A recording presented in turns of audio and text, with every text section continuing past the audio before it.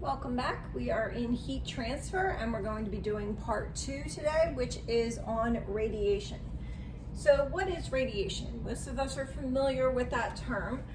Radiation is simply thermal energy that is being emitted by matter at a finite temperature. So it's being emitted from the surface of an object. It can also be emitted from liquids and gases. This emission can be attributed to changes in the electron configurations of the molecules. So as those change, electromagnetic waves are emitted from the object and are transporting the energy. Unlike convection or conduction, radiation does not require the presence of another material and is actually most efficient in a vacuum. So it is a different method of heat transfer than we have seen so far. The Stefan-Boltzmann law gives us the maximum flux at which radiation may be emitted for a material. And we call that maximum flux Q double prime, and it is equal to sigma, which is the Stefan-Boltzmann constant for our material, times the absolute temperature, Ts, raised to the fourth. And this is if we had an ideal radiator.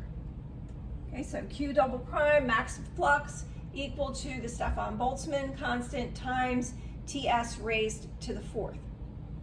Now, in reality, real surfaces do not emit perfectly. So we add the emissivity. And the emissivity is going to be somewhere between 0 and 1 for its value. So when we add that in, that is going to obviously decrease the amount of maximum flux. So we have the maximum flux is equal to the emissivity times the Stefan-Boltzmann constant times the absolute temperature raised to the fourth. And this is for a less than ideal radiator. In other words, for a real life situation. If we have radiation that is incident upon a surface, a portion of that heat energy is going to be absorbed. And the way that we determine how much of that heat energy is absorbed depends on a property called alpha, which is the absorptivity of the material. So we have Q double prime absorbed, the rate at which the energy is absorbed per unit area, is equal to our absorptivity times Q double prime for the incident heat energy upon the surface. And as you would expect, radiation emission is going to decrease the overall thermal energy of the matter, and radiation absorption is going to increase the overall thermal energy of the matter. The net rate of radiation exchange between surfaces is a very complicated subject. So it's not easily solvable, but if you just know the basics, I think we will have gained some knowledge in radiation emission and absorption. Even though the net rate of radiation exchange between surfaces is complicated, one example that we can look at is in figure 1.6. So this is a special case where we're looking at the net heat exchange between a small surface, the net radiation heat exchange, between a small surface and a much larger surface that completely surrounds that smaller area. And this is called the special case of a gray surface. So let's take a look at that. And again, look in figure 1.6 in the notes that you have.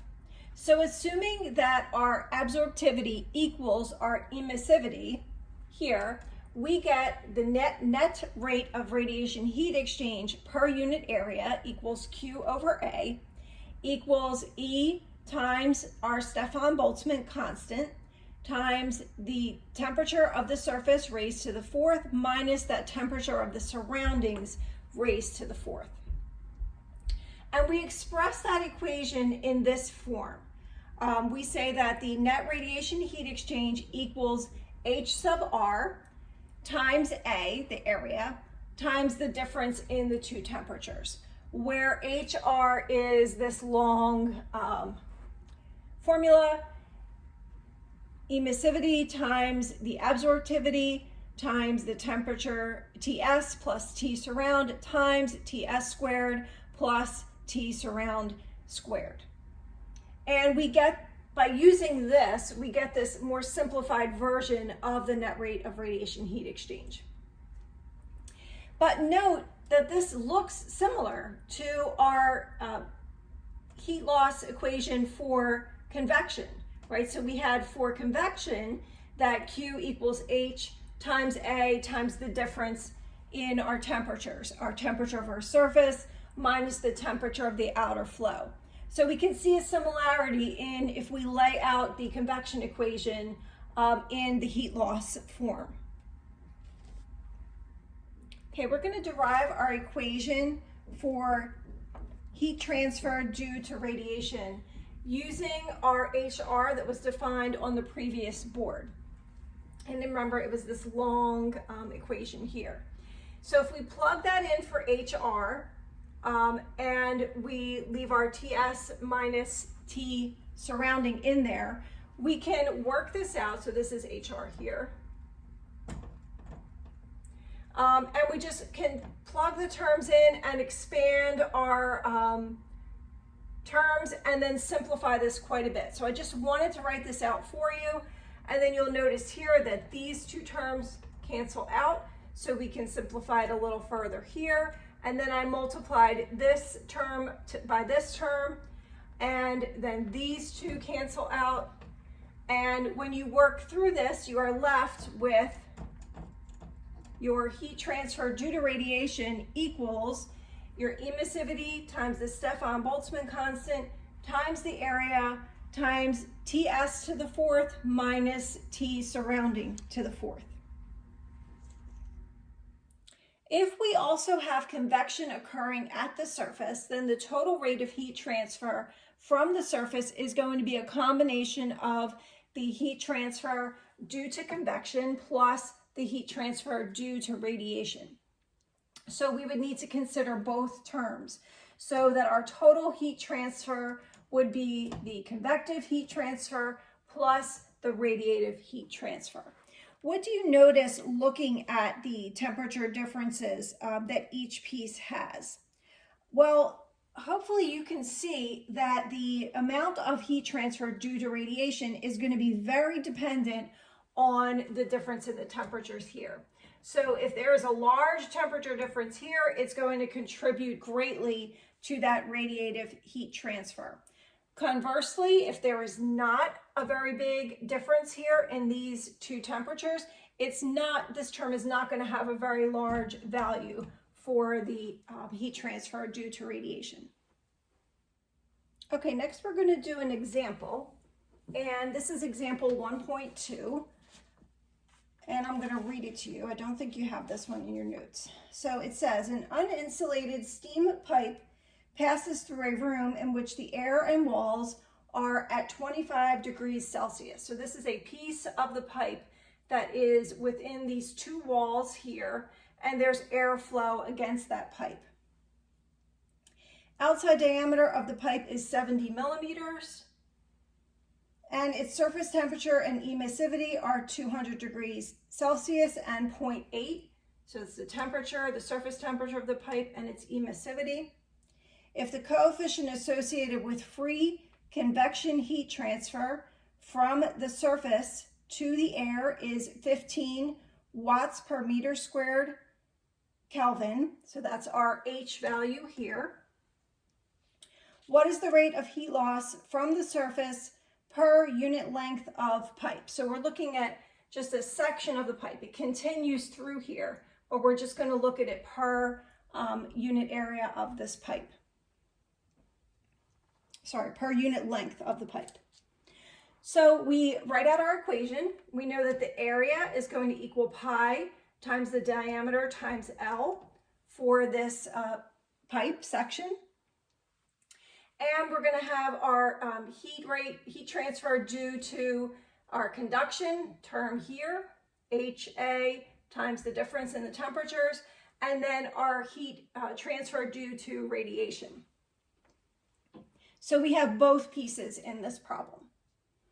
I wrote out also the Stefan-Boltzmann constant here. So we want to calculate what is the pipe heat loss per unit length. So we're going to take this and divide it by L. So we're going to take this equation here for Q and divide by L, because we're looking at it per unit length. And now it's just plugging in the numbers, okay? So we plug in H times pi times 0.07 for the diameter times the temperature difference in Celsius, 200 degrees Celsius TS minus 25 T surround, plus the emissivity times pi times the diameter times our Stefan Boltzmann constant here times the temperature difference in Kelvin. Okay, so note that for the piece of heat loss that is due to convection, we can just take the difference between those two. We don't necessarily have to convert to Kelvin. But for the heat loss due to radiation, you do have to convert to Kelvin because we're raising that to the fourth. It's not just a difference, it's a difference in each of them raised to the fourth power. So here we have to convert into Kelvin. So we get two different pieces here. We get 577 watts per meters plus 421 watts per meters for a total of 998 watts per meters pipe heat loss per unit length. Now you might say, well, these two numbers don't really look that different. But what you would notice in another situation would be that if the TS value was very small compared to T surround, then the contribution due to the radiation heat loss would be much smaller. So in many cases, if there's not a big difference between these two, you can actually neglect the heat loss term from radiation. It may be so small that it may be insignificant for your problem. But for this one, they actually each have a comparable contribution to the total heat loss.